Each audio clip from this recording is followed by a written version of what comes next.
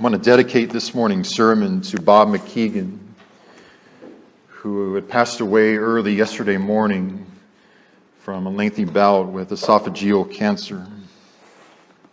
And to Donna and to her family, we send an outpouring of love and support like never before. And if you're listening right now, Donna, we just want you to know that we love you. It probably would be best if we kept our words short for the time being anyway, but it is our prayer and our desire that the peace of Jesus Christ fills you and your children right now. Well, as we have been entering into this time of remembrance and celebration of the birth of Jesus Christ into our broken world, we've been looking at the cameos of Advent that we find in the Gospels. Now, cameos are not the stars of the show, as we all know. They just drop in and out for about 30 seconds or maybe a few minutes at the most. But even though their role is very limited in the story, cameos have a very valuable role nonetheless. And what I find so fascinating about Jesus is that when he enters into our world, how the very first people who got to see him were not considered the upper echelon elite of their society. Jesus did not immediately appear to dignitaries and luminaries. Rather, as we saw last week, Jesus is first seen by a bunch of shepherds with a fourth grade education. It's a bunch of animals in a hotel manger that get to see Jesus as he's born. Jesus born to a peasant couple living in abject poverty. Well, last week we read about the shepherds who were out in the field and they see Jesus. Luke chapter 2, we continue this morning, and a month and a half has elapsed ever since that moment in the manger. In keeping with the Torah, Mary and Joseph have now gone to the temple in Jerusalem. Jesus is their firstborn son, and as according to Jewish custom, they have gone into the temple to present him to the Lord. And I know that's kind of a funny concept, isn't it? We will present the Lord to, well, the Lord. And yet it is in this moment, though, where there in the temple, we meet two more people who make their cameos into the story of the birth of Jesus. And we get to see the arrival, the adventus, the advent through their eyes. Luke chapter 2, starting in verse 25. Now there was a man in Jerusalem whose name was Simeon. And this man was righteous and devout, waiting for the consolation of Israel, and the Holy Spirit was upon him. And it had been revealed to him by the Holy Spirit that he would not see death before he had seen the Lord's Christ. And he came in the Spirit into the temple.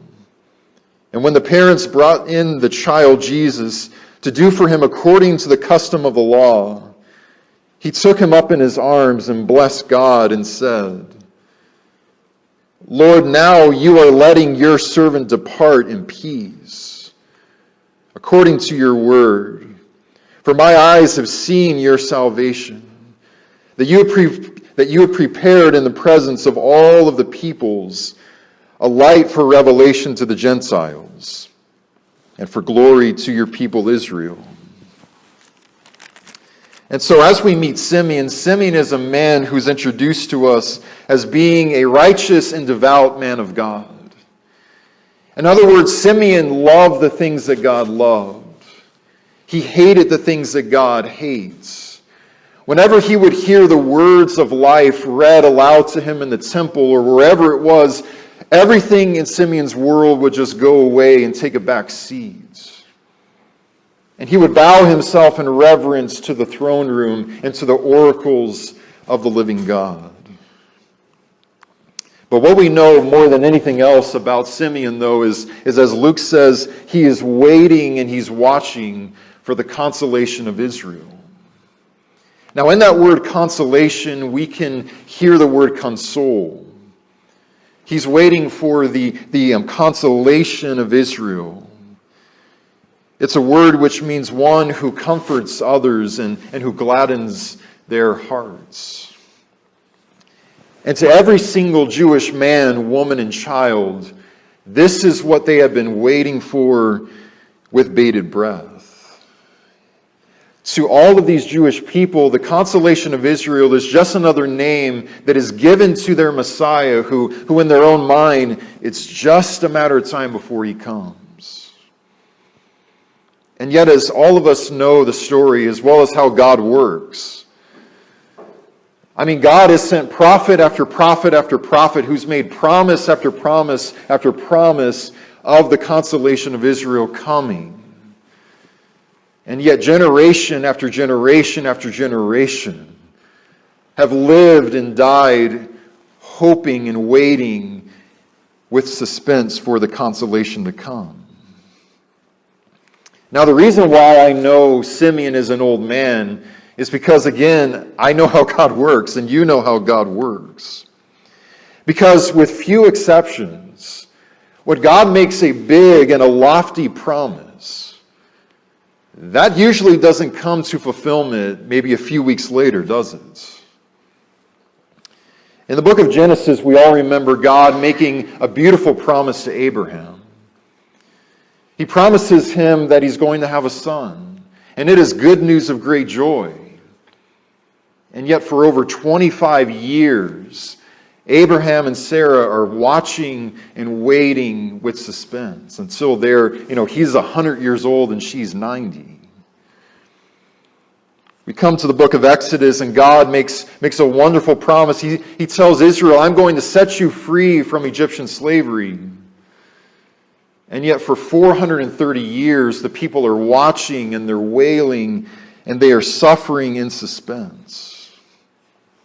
God liberates them from out of Egypt, and now they're in a wilderness. God makes them a promise, and I'm going to bring you to a land that's flowing with milk and honey, and it's good news of great joy.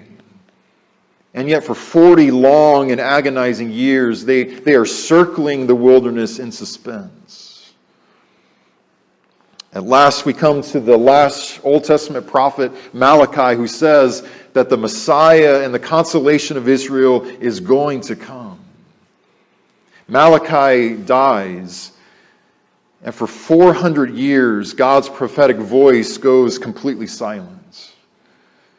And for as long as the Israelites had suffered under Egyptian slavery, so once again God's people wait and wait and wait between Malachi and the manger.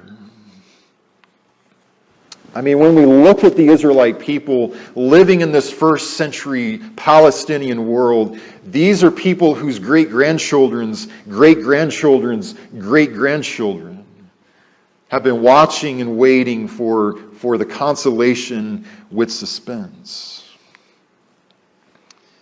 And when I think of Simeon, I think of a lot of various people. I think of one man who I saw once upon a time on a game show. I don't know if you remember the show I've Got a Secret from the 1950s. And yet I've Got a Secret was a game show where you would have a person come on and he or she would give various clues about something that they had once witnessed or experienced. You'd have to guess exactly what they were referring to. And yet when this particular man who was seated on the right appeared on this particular 1956 episode, he amazed everybody inside the studio as he revealed that what he had witnessed was the assassination of Abraham Lincoln.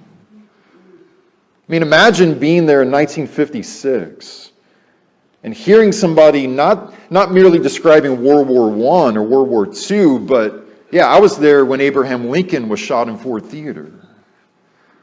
He was 5 years old. As he relays his story, he remembers hearing the gunshot blast in the theater, seeing John Wilkes Booth leap out of the box and wound his leg, and having initially thought that, that poor man just got hurt.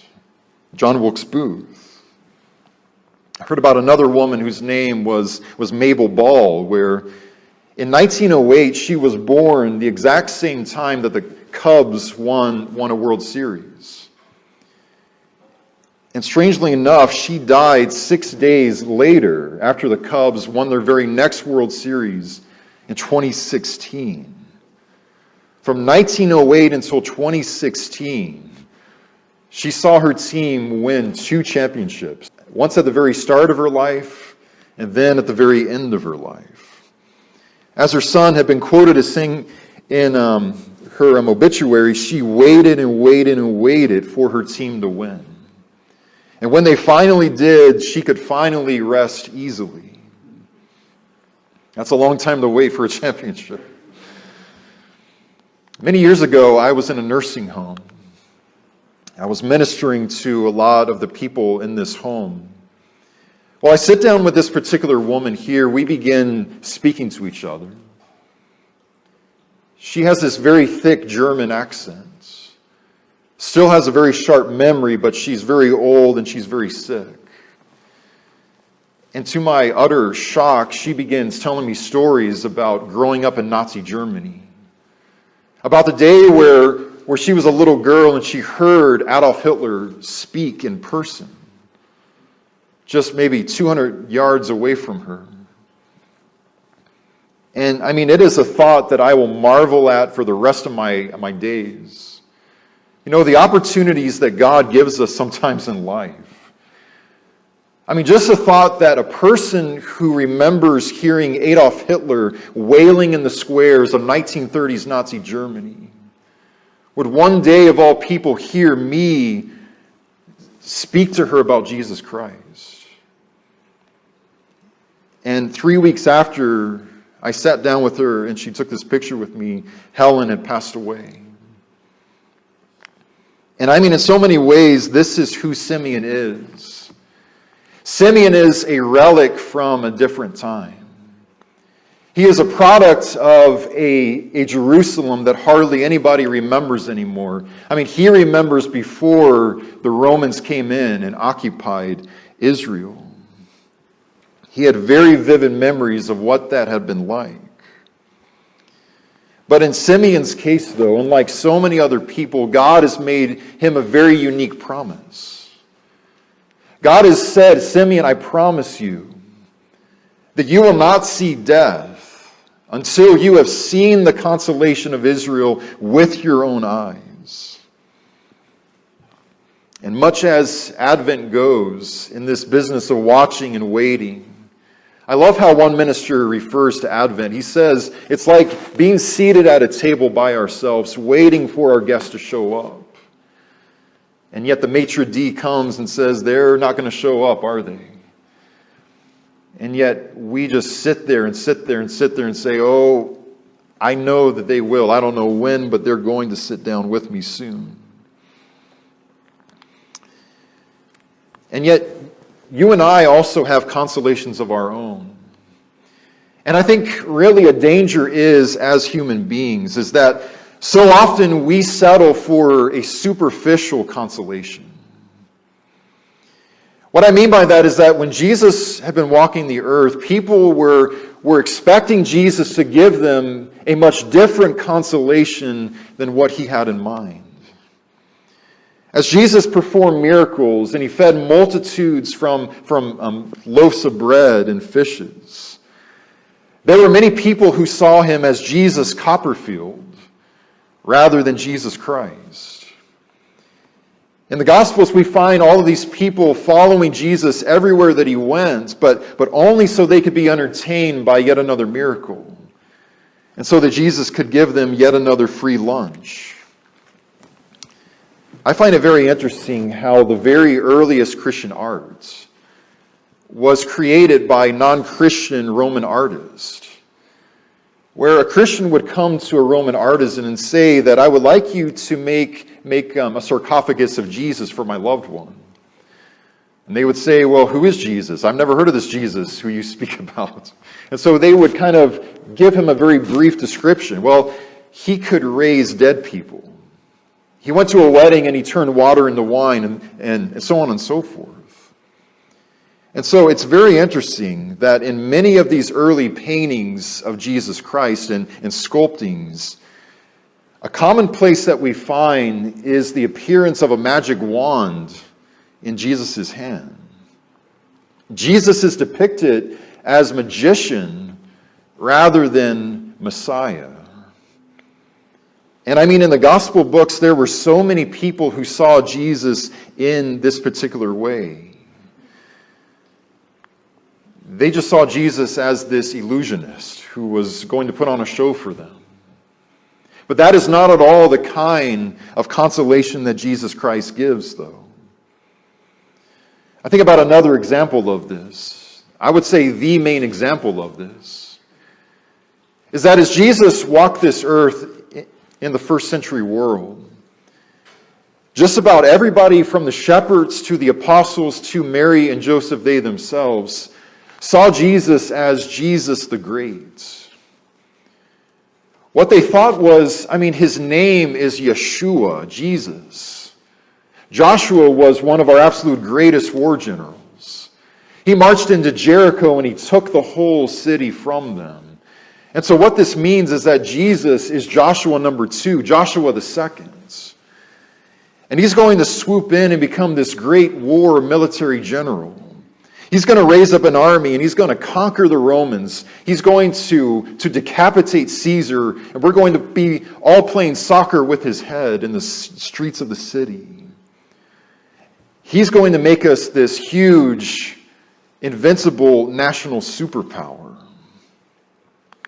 And yet, as we all know, this is not at all the kind of consolation Jesus Christ gives. Military generals live to conquer the world in bloodshed and in violence. Jesus came to die for the sins of the world and to undergo his own bloodshed so that we might live. Jesus Christ came in a time where to die upon a Roman cross, that was what happened to suckers and losers in their understanding. And the cross was the absolute last place that they ever would have imagined their consolation having come from. And so we see that their consolation had been far too small. Really, all that they wanted of Jesus Christ was, Jesus, just liberate us from Roman occupation, and that's it. Just get the Romans out of our country. And yet Jesus has a far greater consolation. He came to liberate the whole world from sin and from death. I love how Frederick Buechner expresses it when he says that once we have seen Jesus in a stable, we can never be entirely sure where he will appear, or to what lengths he will go to, or to what ludicrous depths of self-humiliation he will descend in his wild pursuit of our souls. And sure enough, as Simeon stands there in the temple speaking to Mary and Joseph, he looks at Mary at one point and he says, "Mary, very soon a sword is going to pierce your soul." And that's because one day that little baby in swaddling cloths is going to be wearing burial cloths over his mangled body. And that's the consolation of Israel. And that is the consolation of the whole entire world. And I fear sometimes in modernity, our consolation also is far too small. It seems like so often what our sentiment is as a national church is, Jesus, just keep me out of hell and give me a mansion over a hilltop when I die someday. And that's it, Jesus. Just keep me out of hell and give me a mansion over a hilltop on a golden street someday. And that's all I really want from you. And yet the consolation that Jesus offers all of those who have been to the water of baptism is far greater than just merely, I have rescued you from all of your sins. Really, the consolation of John chapter 14 is not so much mansions in heaven, but his consolation for us is, I want you to be my mansions on earth. I want you to be those who bring heaven's joy and love and peace to every generation that will walk this earth. Well, one day Simeon goes into the temple, just like all the other days that he has for 40 years, 50, 60, 70 years perhaps. It feels like just any other day spent waiting in suspense. But then at last we experience that magical moment in the text where we see a person weary in suspense as their time of waiting comes to an end. You know, it's one of the most beautiful moments that we find anywhere in history. It's one of the most emotional moments that we find, where Simeon goes into the temple, and he's got faith in his soul, but all of these decades and a lifetime of waiting in suspense are very evident on his face. He's weary. He walks up to a lot of people in the temple and he says shalom to one guy. He sees another man and he says shalom. He speaks to another person and says, may God's peace fall upon you and may his face shine upon you. Sees another guy and he says shalom, shalom, shalom. And yet then all of a sudden he looks over here and he sees this young peasant woman holding a baby in her arms. And the millisecond that he sees this baby in Mary's arms, his heart stops beating. His body turns to ice. His face contorts into this teary smile. Tears are now flooding his eyelids. And his laughter begins ringing out into the temple courts. And that's because after a weary lifetime spent watching and waiting for God to show up in suspense, Simeon has now seen the face of God. He's holding salvation in his very arms right now. I mean, this is something that goes all the way back to Genesis, where God announces to Abraham, and he points up at the sky and says, Abraham, count the stars if you can. Because as vast as the stars are in the starry host, and as vast as the sand is upon the landscape of the seashore, so how great will your descendants be? And now Simeon is actually holding the fulfillment of that promise in his arms. The consolation is now here. And now Simeon can now die in peace. And one day, as improbable as it might seem to us sometimes, someday, like Simeon, we are going to see Jesus Christ with our own eyes. We're going to leave this world.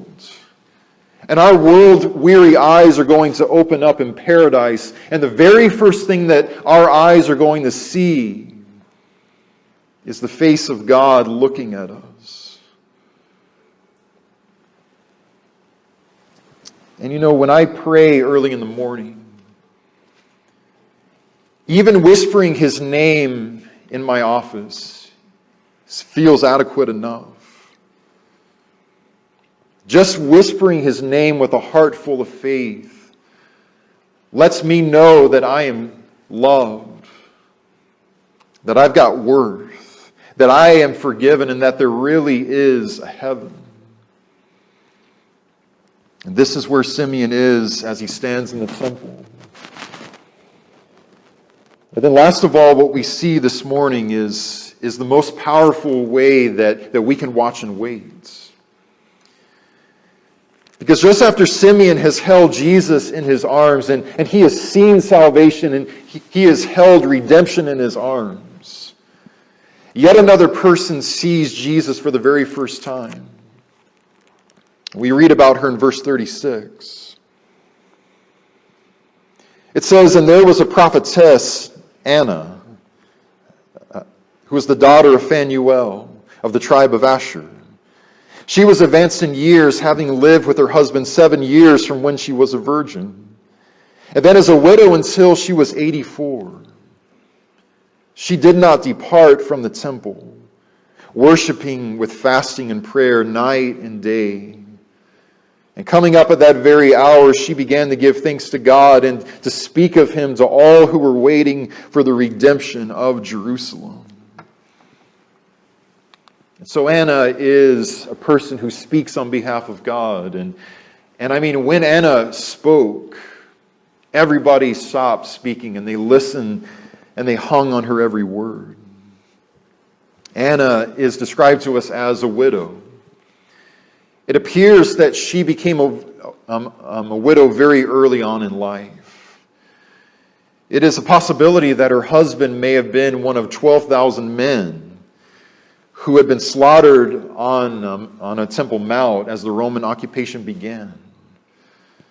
But what we do know for absolutely certain, though, is that even though Anna lost the love of her life in some way, God was the true love of her life.